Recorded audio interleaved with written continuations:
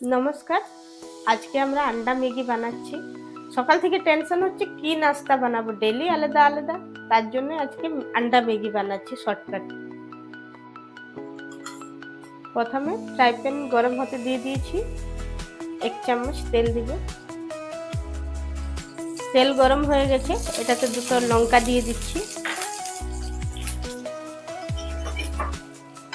আজকে পেঁয়াজ বিনা বানাচ্ছি। এটাতে 1 কাপ জল দিয়ে দিই। প্রথমে লবণ দিয়ে দিচ্ছি স্বাদ হিসাব,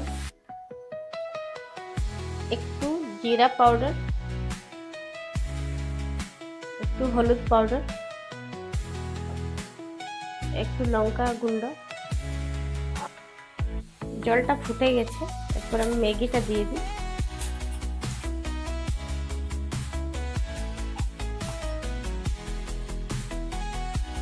ম্যাগির মশলাটা দিয়ে দিই। এরপরে এই দেখুন দুটো আন্ডা নিয়েছি।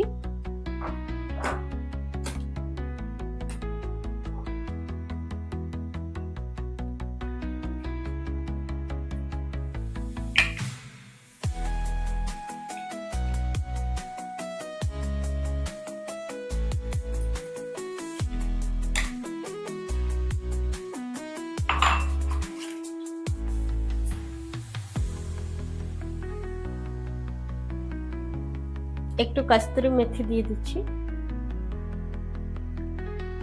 ডিমটাকে পাল্টি করে দিয়েছি যাতে দুধ থেকেই ভালোভাবে হয়ে যায়।